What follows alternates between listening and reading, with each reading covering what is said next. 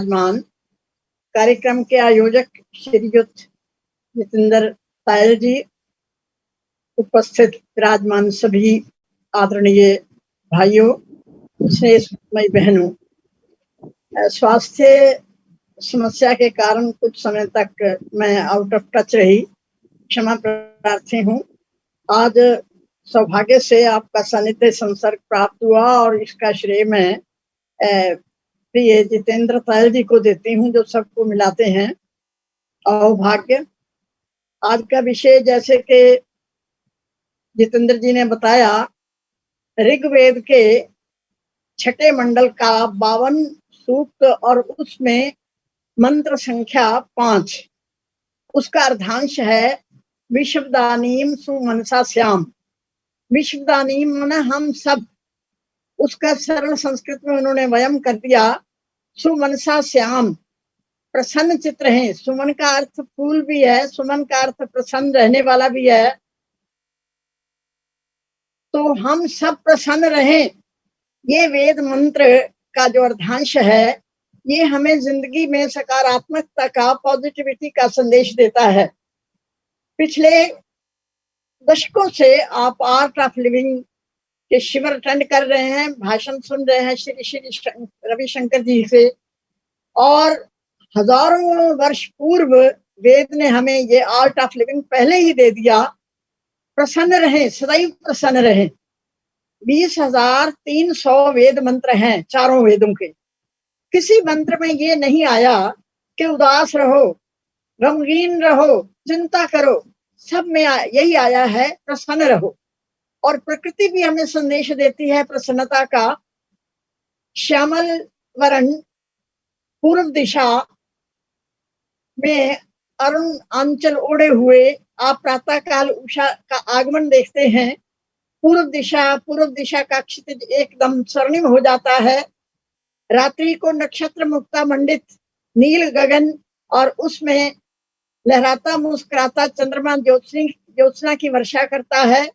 लहलहाती लताएं, खिलते हुए फूल, वनस्पतियां, सुंदर रातें, प्रभातें, कलकल करती नदियां, ये सब हमें प्रसन्नता का ही संदेश दे रही हैं, खुश रहने का संदेश दे रही हैं।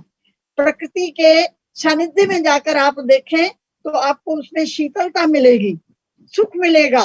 और आप देखिए, प्रसन्न रहने वाला व्यक्ति जो है, उसके संसर्ग में रहने वाले भी प्रसन्न रहते हैं।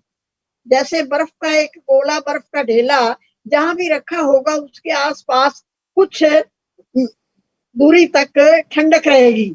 आग के अंगारे या अंगीठी जहां भी पड़ी होगी, उसके आसपास तपश होगी, गर्मी होगी। तो इसका अर्थ ये हुआ कि प्रसन्न रहने वाला जो प्राणी है, व्यक्ति है, मानव है, वो आसपास के वातावरण को भी प्रसन्न रखता है। तो प्रसन्नता आत्मबल देती है, आत्मविश्वास देती है। यूं समझो, प्रसन्नता हमारे लिए वरदान है, और उदास रहना, गम में रहना, ये अभिशाप है। ये संदेश वेद ने दिया। गीता में श्री कृष्ण ये संदेश देते हैं। दूसरे अध्याय का 65वां श्लोक कितना अर्थपूर्ण, कितना सार्थक है। प्रसादे ही सर्व दुखा नाम हानिरस्य उपजायते, प्रसन्न चेतु आशु बुद्धि परिवर्तिष्ठते। के प्रसन्न चित्त रहने वाले जो हैं, प्रसादे ही सर्व दुखा नाम हानिरस्य उपजायते, खुशी में रहने वालों के सभी दुखों का नाश हो जाता है। और जो प्रसन्न चेतु, जो प्रसन्न रहने वाले हैं, उनकी बुद्धि तीव्र होती है, तीक्ष्ण होती है। यानी प्रसन्नता में बुद्धि की तीक्ष्णता बढ़ती है, मन में शांति और स्थिरता आती है, एकाग्रता आती है, और इसके साथ ही प्रसन्नता आती है, आत्मसंतुष्टि होती है। जैसे चंदन घिसता है और दूसरे के माथे पर तिलक लगाते हैं, जब तो उसका माथा शीतल होता है, उससे पहले चंदन लगाने वाले की उंगली शीतल होती है, उसके हाथों में सुगंधी और शीतलता का वास होता है। तो प्रसन्नता जो है, ये हमारे लिए जीवन का वरदान है। ये वेद मंत्र कहता है। गीता में तो प्रसन्न रहने को मानसिक तप कहा है। मानसिक, वाचिक और वाचिक तप जो है, मानसिक तप, शारीरिक तप, ये 3 प्रकार के तप 17वें अध्याय में गीता में वर्णित हैं। उसमें ये कहा है कि मन प्रसादा सौम्यत्वम, मन प्रसन्न रखना और सौम्यत्व मना सौम्य रहना। अब सौम्य शब्द को जरा देखिए, इसकी व्युत्पत्ति, सोम कहते हैं चंद्रमा, सोम का अर्थ है चंद्रमा, और चंद्रमा की तरह शीतलता बरसाने वाला वो सौम्य स्वभाव है। तो सौम्यत्व उसकी भावात्मक संज्ञा है कि सौम्यत्वम, मौनम, खामोश रहना, मुंह, और आत्म निग्रह, मनोनिग्रह, मन को वश में रखना, भाव भाव संतुष्टि एतत् मानसम तप उच्यते, भावों की शुद्धि, मौन रहना माना मित भाषण, और सौम्यत्व, चेहरे पर सौम्यता हो, मधुर स्वभाव हो, ये मानसिक तप है। तो गीता में प्रसन्न रहने का ये रहस्य दिया। योग दर्शन में महर्षि पतंजलि ने प्रसन्न रहने के लिए 4 चीजें बतलाई हैं। पहला क्रमशः देखिए, मैत्री, करुणा, मुदिता, उपेक्षा, सुख दुख पुण्य पुणा नाम भावनाता चित प्रसादनम। बहुत सुंदर संदेश है कि प्रसन्न रहने के लिए, खुश रहने के लिए 4 प्रकार की प्रवृत्ति को अपनाइए। क्या? जो सुखी लोग हैं उनको देखकर आप प्रसन्न हो, मुदित रहें, और जो दुखी हैं उनके प्रति करुणा का भाव रखें, और जो पुण्यात्मा हैं, पुण्यशील हैं, महात्मा हैं, विद्वत जन हैं, उनको, उनके साथ मैत्री, करुणा, मुदिता, उनको देखकर प्रसन्न होइएगा। और जो कुपथगामी हैं, बुरे रास्ते पर जाने वाले, अपने पथगामी हैं, उनको समझाने का प्रयत्न कीजिए, नहीं समझते तो उनके प्रति तटस्थ भाव रखिए। ये है मैत्री, करुणा, मुदिता, उपेक्षा, सुख दुख पुण्य पुण्य नाम भावनाता चित प्रसादनम। चित्त को प्रसन्न रखने के साधन ये 4 योग दर्शन ने दिए हैं। उर्दू का एक शायर कहता है कि दिल दे तो ऐसा परवरदिगार दे, रंज की घड़ियां भी खुशी में गुजार दे। हे खुदा, हे भगवान, मुझे ऐसा दिल दे कि रंज आए जीवन में तो भी मैं उस रंज को खुशी खुशी झेल लूं, प्रसन्न हो जाऊं। देखिए, आत्महत्या एक क्षणिक आवेग है, और जो हताश निराश हो जाते हैं, अवसन्न हो जाते हैं, तनावग्रस्त हो जाते हैं, फ्रस्ट्रेशन में वो ये कदम उठाते हैं, वो जो उदासी का कदम है केवल 2 मिनट नहीं, 5-10 सेकंड का होता है। अगर वो खूब घड़ी टल जाए तो उस आदमी का जीवन सुरक्षित है, उस व्यक्ति का जीवन सुरक्षित है। अरे भाई, ईश्वर ने ये अमूल्य जीवन दिया है, तो कहते हैं कि भाई अब तो घबरा के कहते हैं मर जाएंगे, मर के न चैन पाया तो किधर जाएंगे।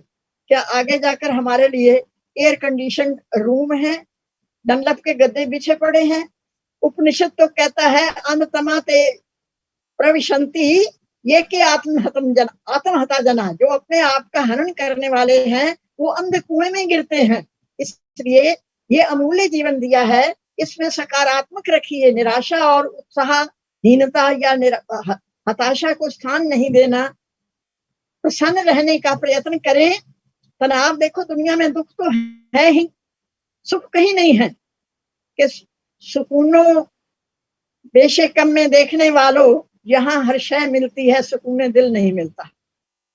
आप दिल के शकुन को दिल का सुकून खरीदने के लिए मार्केट में जाएं, तो कितनी भी रकम खर्च दें, कितनी भी राशि पल्ले बांध कर ले जाएं, लेकिन आपको सुकून दिल, मन की शांति बाजार में नहीं मिलेगी। ये पैसे से नहीं मिलती, ये अपने अंदर से आती है, प्रसन्नता अंदर से आती है।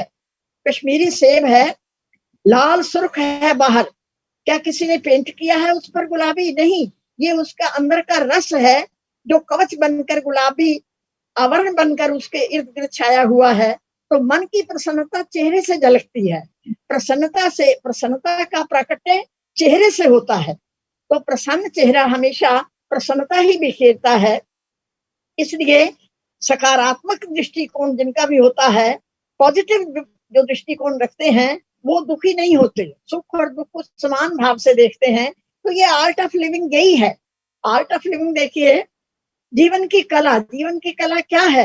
हमारे ऋषि मुनियों ने कहा कि जब मैं से उठकर हम तक आ जाते हैं, आई हुई में बदल जाता है, अहम वयम में बदल जाता है, तो ये आर्ट ऑफ लिविंग है। ऋषियों ने अहम ब्रह्मास्मि, मैं ब्रह्म हूं, ये कहा, और अहम ब्रह्मास्मि से उन्होंने यात्रा कर ली वसुधैव कुटुंबकम, मैं ब्रह्म हूं से आगे चलकर वो कह रहे सारी धरती ही मैं हूँ, सारी धरती में ही मेरा रूप, ईश्वर का रूप सब जगह है और ईश्वर सब प्राणियों में है। इसलिए कहा वसुधैव कुटुंबकम, सारी धरती मेरा कुटुंब है। ऋषि मुनियों ने उपनिषदों से लेकर उपग्रह, भारतीय प्रतिभा ने उपनिषदों से लेकर उपग्रह तक की यात्रा की है। तो भारतीय प्रतिभा जो है वो हमें जीवन में प्रसन्नता का संदेश देती है, सकारात्मकता का संदेश देती है। अब कैसे प्रसन्न रहें? एक इंग्लिश की उक्ति है कि when we weep our troubles will heap. जब हम रोते हैं तो हमारे जो दुख है ना वो ढेर बन जाते हैं, बढ़ जाते हैं। When we smile our troubles will reconcile. जब हम स्माइल देते हैं तो हमारा अपने कष्टों के साथ समझौता हो जाता है। और when we laugh we trouble will be off. हंसने से मन का मैल धुलता है और दुख हवा में उड़ जाते हैं। अब आर्टिफिशियल नहीं, अब तो लाफ्टर क्लब बन गए हैं। कहते हैं हंसने से व्यायाम होता है, तो हास्य को भी योग में सम्मिलित कर लिया गया है। तो प्रसन्न रहने से बुद्धि में तीव्रता आती है, एकाग्रता आती है, मन स्वस्थ रहता है, शरीर स्वस्थ रहता है, आत्मा को आनंद मिलता है। अब प्रसन्न कैसे रहें, ये एक बड़ी गंभीर समस्या है, लेकिन चिंतनीय भी है। तो पहली बात तो ये है कि प्रसन्न रहने के लिए प्रेम को अपनाइए। और प्रेम जितनी भी सॉफ्ट फीलिंग्स हैं, करुणा, स्नेह, ममत्व, ये सारा प्रेम के अंतर्गत आ जाता है। प्रेम का मतलब केवल लव को ना लीजिए, इंग्लिश शब्द को, बड़ा व्यापक है। ये माता जब गोद में बच्चे को दूध पान कराती है, प्यार करती है, तो वो प्रेम वात्सल्य है। गुरु शिष्य के प्रति क्या रखता है? स्नेह भाव रखता है। बड़ों का छोटों के प्रति प्रेम स्नेह भाव है। और यही प्रेम जब देवता के प्रति होता है तो अनुराग भक्ति बन जाता है, सेवा बन जाता है। और यही प्रेम पति पत्नी में प्रणय बन जाता है। तो प्रेम के विविध रूप हैं। प्रेम का जीवन के साथ बहुत अभिन्न संबंध है। प्रेम हमारे जीवन में प्रसन्नता का, खुशी का, संतुष्टि का संचार करता है। कहता है जीवन अगर सुमन है तो प्रेम उसकी सुगंध है। जीवन अगर यात्रा है तो प्रेम उसका पथ है। और जीवन अगर साधना है तो प्रेम उसकी सिद्धि है। जीवन अगर प्रार्थना है तो प्रेम उसकी वाणी है। और जीवन यदि मुक्ति का द्वार है तो प्रेम क्या है? उस द्वार का पहरेदार है। कहने का मतलब ये है कि प्रेम का जीवन के में बड़ा संबंध है। प्रेम से मतलब मैत्री भाव है। मित्र से चक्षुषा, हम दुनिया, सारी दुनिया को मित्र की दृष्टि से देखें। क्यों? मित्र भाव में द्वेष नहीं होगा, वैर नहीं होगा, ईर्ष्या नहीं होगी, उसमें स्नेह होगा। तो पहली बात तो यह है कि प्रेम को जीवन का अंग बनाए। चिंता ना करें। चिंता बहुत दुश्मन है, बहुत शत्रु है। कहते तो हम हैं, पर चिंता ना लगाए लगती है, ना मिटाए ना हटाने से हटती है। ये प्रवृत्ति बन जाती है। चिंता कई बार निरर्थक भी होती है, कई बार सार्थक भी होती है, लेकिन होती बड़ी खतरनाक है। इसलिए कहा है कि चिंता चिता बराबर। चिता जलाती है मुर्दे को और चिंता जलाती है जिंदा आदमी को।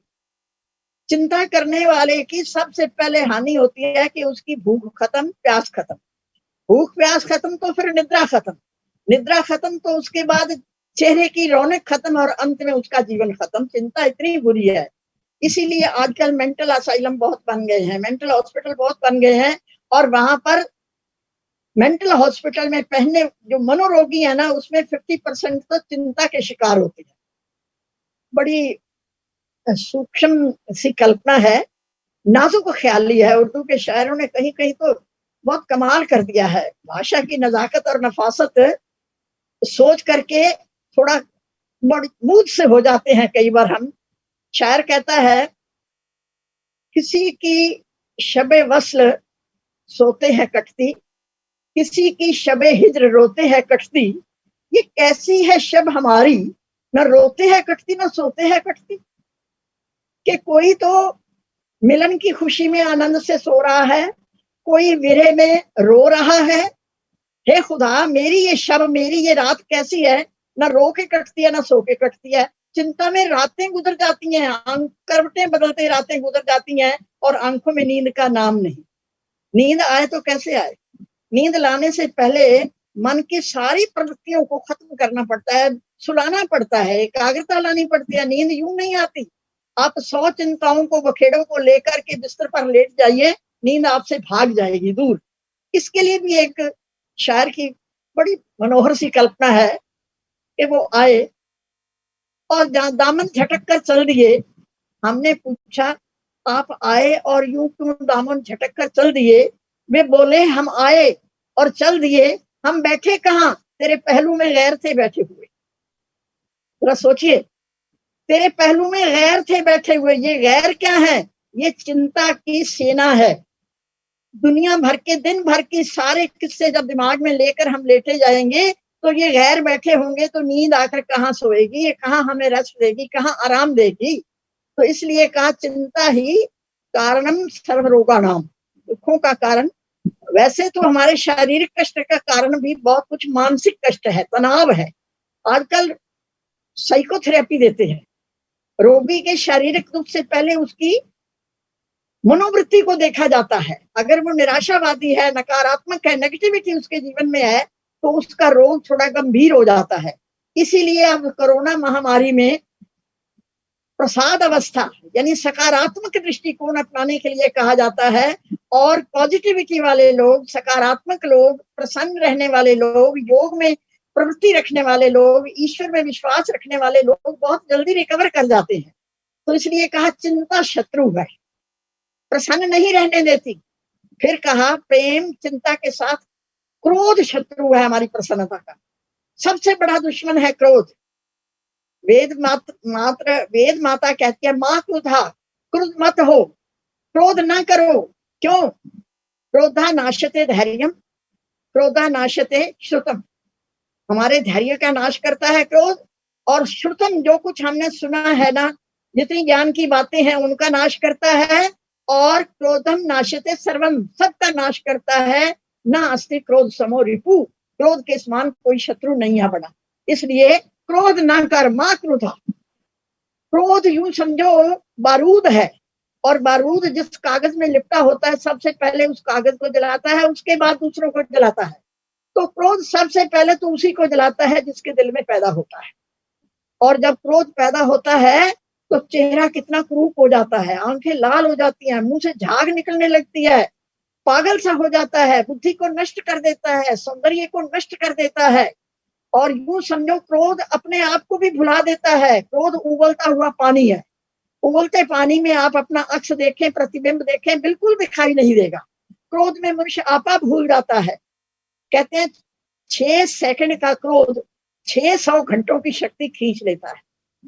और इतना दुश्मन है स्वास्थ्य का।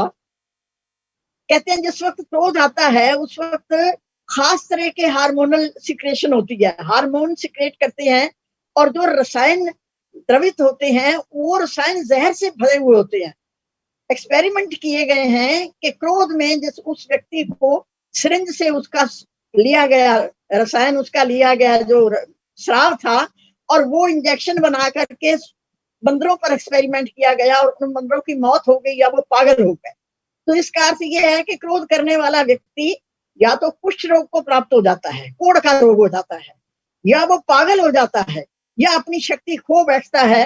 तो क्रोध बहुत बड़ा शत्रु है प्रसन्नता का। इसलिए क्रोध ना कर, मां क्रोधा। क्रोध करने वाले व्यक्ति की बुद्धि भी क्षीण होती है और सोचने की पावर खत्म। अब आजकल देखिए, क्रोध में आकर अखबारों की घटनाएं सुनकर, पढ़कर, टीवी की खबरें सुनकर, देखकर इतना सदमा पहुंचता है। बाप ने अपने 6 महीने के बच्चे को सीढ़ियों से फेंक दिया क्रोध में। शराब के क्रोध में, नशे में पत्नी ने पैसे नहीं दिए तो पत्नी का गला घोंट दिया। अब इस तरह की जो अनहोनी होती है, ये क्रोध के कारण होती है। इसलिए क्रोध हमारा शत्रु है, क्रोध हमारी प्रसन्नता का शत्रु है। मां क्रोधा, क्रोध ना कर, वेद माता कहती है।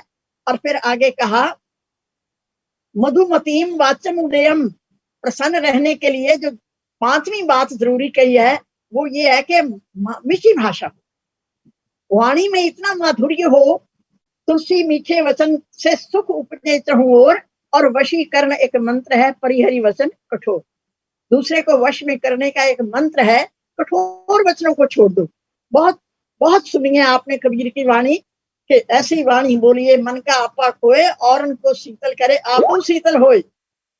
शीतलता का लेप करती है मधुर वाणी। देखिए संस्कृत में एक उक्ति बहुत प्यारी है, नीति वचन है कि वारे मुचा जलम पिबंती तदेव कृत्वा मधुरम बमंती। वारी ऊंचा क्षारम जलम पिबंती। बादल जो हैं खारा पानी लेते हैं और खारा पानी लेकर उसको मधुर बनाकर वर्षा के रूप में धरती पर बरसते हैं। तथैव वैसे ही दुर्वचांसी निपीय संतस तथा संत लोग दुर्वचनों को सुन करके, निपीय मैंने सुनकर, हजम करके, सूक्तानी समुद्र ग्रंथि अच्छी वाणी के रूप में उसका निर्वचन करते हैं। इसका अर्थ ये हुआ कि जिस तरह बादल खारे पानी को लेकर के मीठी बूंदे बरसाते हैं पानी की, ऐसे ही संत लोग कड़वी बातें सुनकर के भी मधुर करके मतलब वचन देते हैं, मधुर उपदेश देते हैं। स्वामी दयानंद, सुकरात, इनकी कहानियां आपने सुनी है। महर्षि दयानंद को क्रोध में कोई साधु गालियां दे जाता था और उन्होंने बदले में फलों की टोकरी भिजवा दी और ये कहा कि आपको बोलने के लिए और शक्ति मिल जाएगी, और वो पैरों में गिर पड़ा। हरिद्वार में कोई साधु पखंडी था। इसी प्रकार सुकरात की पत्नी बड़ी गुस्सैल थी और सुकरात हमेशा शांत रहते थे। एक बार वो पढ़ रहे थे, पढ़ते हुए पत्नी ने आकर पुस्तक उठाकर फेंक दी, फिर भी उन्होंने अपना पढ़ना नहीं छोड़ा। फिर उसने गंदे पानी की बाल्टी पलट दी तो वो हंसकर कहने लगे कि पहले तो हमने सुना था जो गरजते हैं बरसते हैं, आज तो बिना गरजने ही बारिश हो गई। तो इस तरह की जो चीजें हैं, सहनशीलता, प्रसन्न रहने के लिए सहनशीलता बहुत जरूरी है। जब तक हम सहनशील नहीं होंगे हम प्रसन्न नहीं रह सकते। इसलिए प्रसन्न रहने को भी एक तप का है। कहते हैं मिट्टी जब मिटती है तो गागर बनती है और बूंद जब मिटती है तो सागर बनती है। देखिए देने में जो सुख मिलता है, आनंद मिलता है, वो लेने में नहीं मिलता। और दूसरों की सेवा करके, हेल्प करके, सहायता करके आप जितना आनंद प्राप्त कर सकते हैं उतना दूसरों से सेवा करा के नहीं। हमारी सेवा कोई करे तो हमें लगता है कि हमें ग्लानि सी होती है, लेकिन जब हम किसी की सेवा करें सच्चे मन से, निस्वार्थ भाव से, तो हमें आंतरिक प्रसन्नता मिलती है। तो इसलिए कहा मधुमतीम वाचम उदयम, ऐसी वाणी बोलो जो मधुर हो, मीठी हो। देखिए खोटा सिक्का जहां भी ले जाओगे ना वो वापस कर देगा, इसलिए कड़वे वचन जहां बोलेंगे वो कड़वे बनकर ही वापस आएंगे। कहते हैं नारायण दुर्वचन को कौन सुने हर्षाए और खोटा सिक्का जाई दे वाई देत लौटाए। इसलिए खोटे सिक्के ना बनो, खरे सिक्के बनो, मीठा बोलो और मीठा सुनो। मधुर भाषण एक बहुत बड़ा वरदान है और इसीलिए वेदों में कहा है मधुमन में निष्क्रमण, मेरा जाना भी मधुर हो, मेरा आना भी मधुर हो। और गृहस्थ जीवन का तो एक सबसे बड़ी कुंजी है प्रसन्न रहने की कि पति पत्नी को और पत्नी पति को प्रसन्न रखे। और ये नहीं कि हर वक्त दोनों ही संतुष्ट हो सकते हैं, एक असंतुष्ट भी हो सकता है, लेकिन दूसरे को सहनशील होना होगा। तो दोनों में जो सहनशीलता, दोनों में संतुलन तभी बनेगा जब एक खामोश होगा, एक मुखर है तो दूसरा मौन हो जाए। तो ये जो मौन रहना और मुखर रहना, ये भी जीवन का संतुलन है। तो छठी बात जो बहुत जरूरी है वो है सुख दुख के प्रति समभाव। जिंदगी में देखो दुख भी आते हैं, सुख भी होते हैं, और सुख और दुख का जो संतुलन जीवन में बनता है तो उसको समत्व कहा है। ये भी योग है। गीता में कहा है समत्वम योग उच्यते। सुख और दुख, जय पराजय, लाभ हानि में जो समता का भाव है ना, ये भी योग है। योग केवल शारीरिक प्रक्रिया नहीं है, आसन या प्राणायाम योग नहीं है। योग तो जीवन सर्वव्यापी है, जीवन का एक अभिन्न अंग है। तो सहनशीलता भी बहुत बड़ा योग है। तो मैं ये कह रही थी सुख और दुख के प्रति समभाव है बड़ा कठिन उपदेश, पर उपदेश कुशल वो तेरे, ये जू नहीं कहा गया। जब अपने ऊपर पड़ती है ना तो दुख के समय रोना भी आता है, सुख के समय खुशी भी होती है। पर हम इन वेद मंत्रों को याद रखें कि सुख में अति प्रसन्न ना हो और दुख में अति दुखित ना हो। ये जो संतुलन है जिंदगी का कि सुख दुख तो आते ही है। सुख सपना, दुख बुलबुला, दोनों है मेहमान, टिकने वाला तो कोई भी नहीं है। सुख सपना, दुख बुलबुला, दोनों है मेहमान और सबका आदर कीजिए जो देवे भगवान। सुमन इसलिए कहा कि सुमन बनो, फूल। कहते हैं चढ़े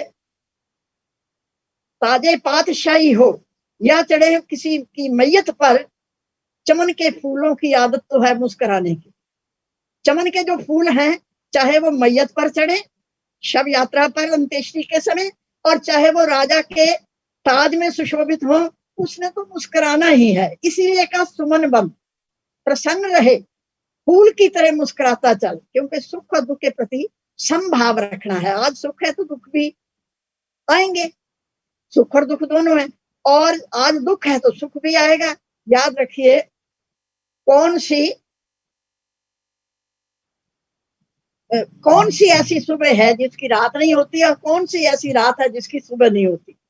सुबह की जो किरणें हैं वो अंधकार को चीर करके आ जाती हैं, तो अंधकार को चीर कर जैसे सूर्य उदय होता है, वैसे ही दुखों को झेलकर सुख भी आ जाता है। इसलिए सुख और दुख के प्रति समत्व भाव रखें, तभी हम प्रसन्न रह सकते हैं। फिर जो बात बहुत पते की है प्रसन्न रहने के लिए, वो ये है कि पर दुख निरीक्षण न, पर दोष निरीक्षण ना करो। दूसरों के प्रति अगर दूसरों के दोष ही देखते रहेंगे तो हम प्रसन्न नहीं रह सकते। दूसरों के दोष ना देखो और अपने गुणों की बखान ना करो। अपने दोषों को देखो और दूसरों के गुण देखो। जिंदगी में तभी समझौता होता है, तभी हम जिंदगी में सुखी रह सकते हैं, जब पर दुख पर छिद्र अन्वेषण ना करें। दूसरों के दोष देखने की जो प्रवृत्ति है, ये हमें कभी सुखी नहीं रहने देती।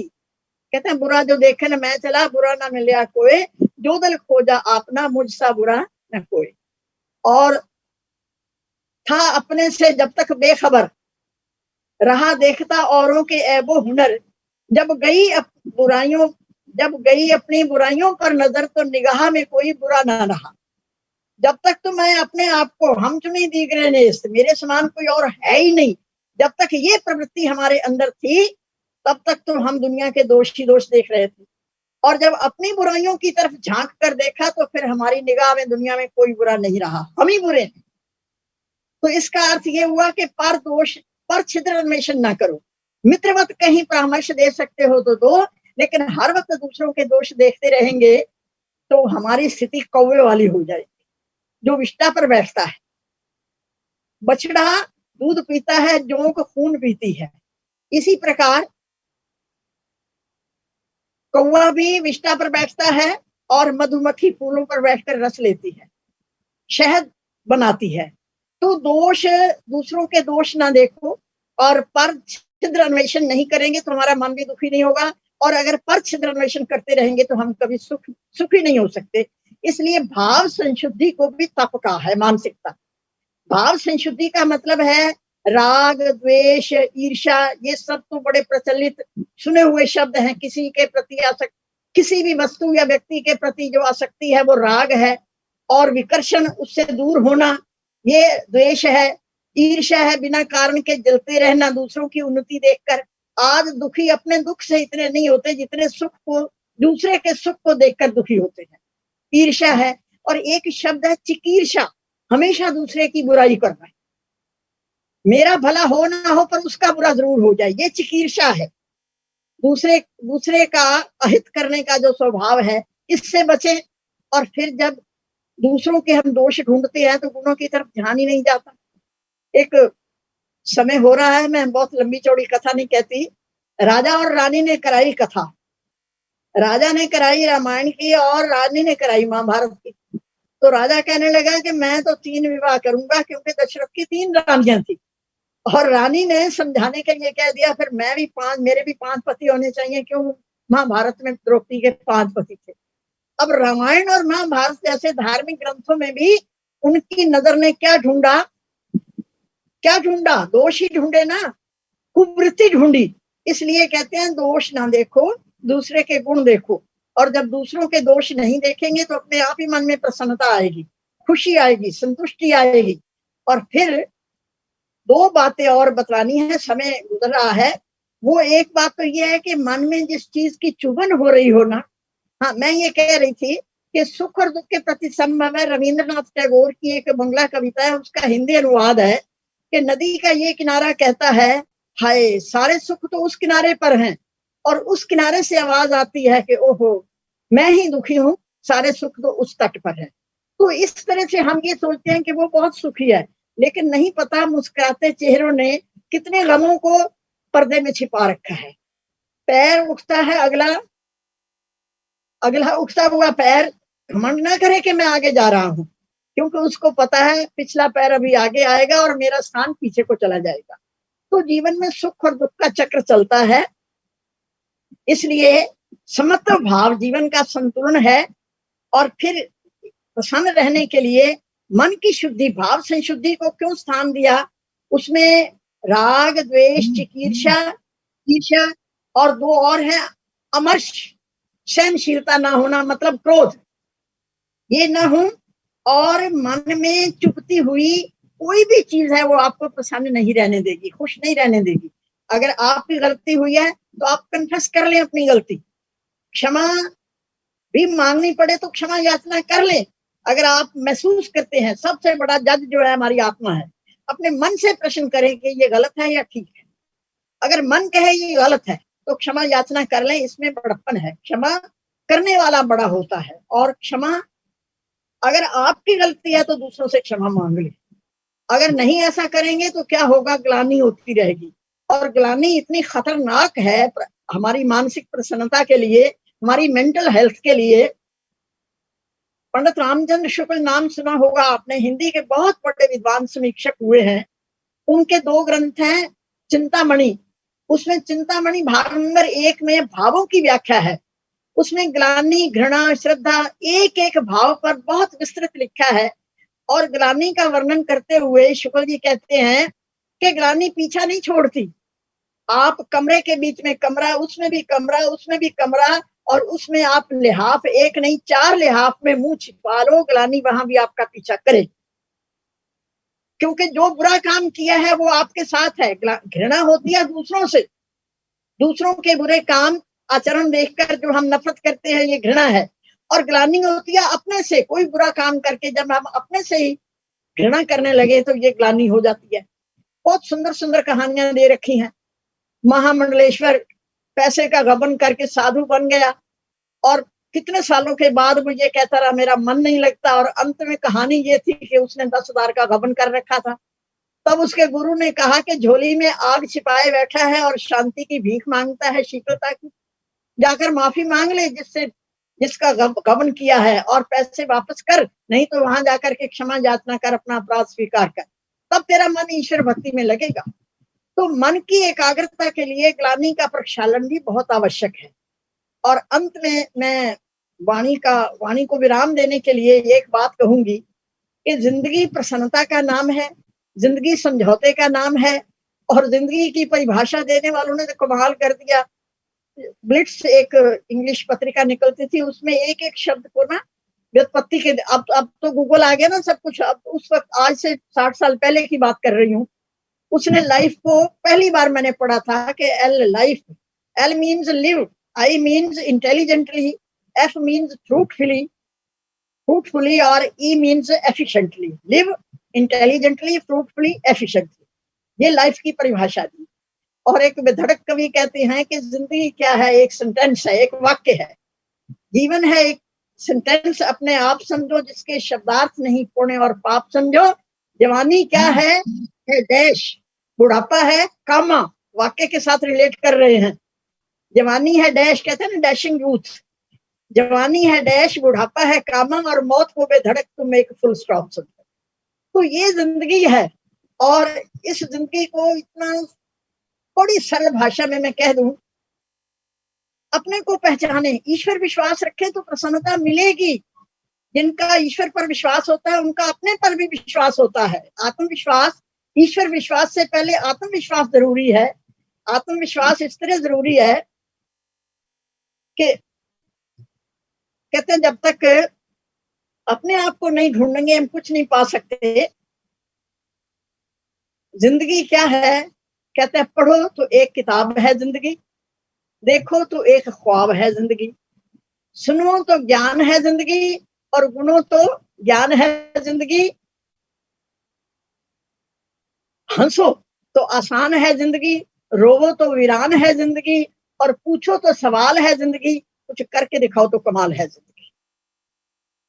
ये कह करके मैं अपनी वाणी को विराम दूंगी। विषय बड़ा व्यापक है, लेकिन समय की सीमा है, और मैं ये नहीं कहती मैं पूर्ण हूँ, मैं दोषों से भरपूर हूँ, पर प्रसन्नता मुझे इस बात की है कि वेद मार्ग के संदेश से, वेद अध्ययन से, उपनिषदों के अध्ययन से मानसिक शांति की खोज में निकले हुए एक राही को कुछ ना कुछ शांति मिल जाती है। और मैं अंत में ये कह दूं कि अपने आप को समझिए, दुनिया को समझने से पहले अपने आप को समझिए। कहते हैं अगर अपनी ही हस्ती का तुझे एहसास हो जाए, जिसे तू दूर कहता है वो तेरे पास हो जाए, तू जो कह दे वही हो जाए, तेरी आवाज ऐसी हो, तू बिन पर के ही उड़ जाए, तेरी परवाज ऐसी हो।